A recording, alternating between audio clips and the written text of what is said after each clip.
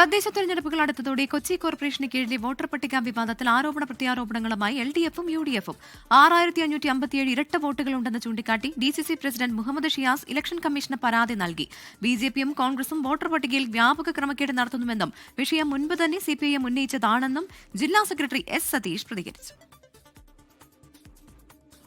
Kochi കോർപ്പറേഷനിലടക്കം voter പട്ടികയിൽ ക്രമക്കേട് ആരോപിച്ച് കോൺഗ്രസ് നേരത്തെ രംഗത്തെത്തിയിരുന്നു.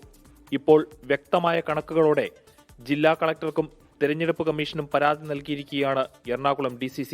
തെരഞ്ഞെടുപ്പ് കമ്മീഷനും തെരഞ്ഞെടുപ്പിന്റെ ചുമതലയുള്ള ജില്ലാ കളക്ടർ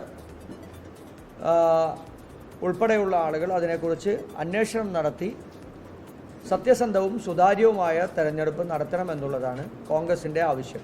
27 തദ്ദേശ സ്ഥാപനങ്ങളിൽ ഇരട്ട വോട്ടുകളുണ്ട്. ഒരേ പേരുകളിലും ഒരേ മേൽവിലാസത്തിലുമാണ് വോട്ട് ചേർത്തിരിക്കുന്നത്.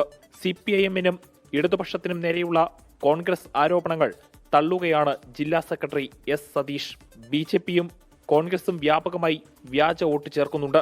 BJP പ്രത്യേകമായി അവർക്ക് ജയിക്കാൻ കഴിയുന്ന വാർഡുകൾ തിരഞ്ഞെടുക്കുക, ആ വാർഡുകളിലേക്ക് ആ വാർഡ് പ്രദേശത്ത് താമസിക്കാത്ത ആളുകളെ കൊണ്ടുവന്ന് വോട്ട് ചേർക്കുക, യഥാർത്ഥത്തിൽ കള്ളവോട്ട് ചേർക്കുകയും കൃത്രിമമായ വോട്ട് ചേർക്കുകയും ചെയ്യുന്ന പ്രക്രിയ നിർവഹിക്കുന്നത് കോൺഗ്രസാണ്.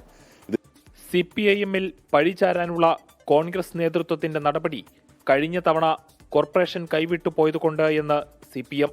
മുനിസിപ്പാലിറ്റികളിലേക്കും പഞ്ചായത്തുകളിലേക്കുമുള്ള സംവരണ സീറ്റുകളുടെ അടക്കം നറുക്കെടുപ്പ് നടന്നിരിക്കെയാണ് വോട്ടുകൊള്ള വിവാദം ചൂടുപിടിക്കുന്നത്.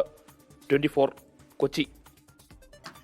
ലോകത്തെവിടെയായാലും ഏത് സമയത്തും 24 വാർത്തകളും ഓഗ്മെന്റഡ് റിയാലിറ്റി പാക്കേജുകളും എക്സ്പ്ലെയിനറുകളും വിശദമായി കാണാൻ ഞങ്ങളുടെ YouTube ചാനൽ നിങ്ങൾക്ക് സബ്സ്ക്രൈബ് ചെയ്യാം.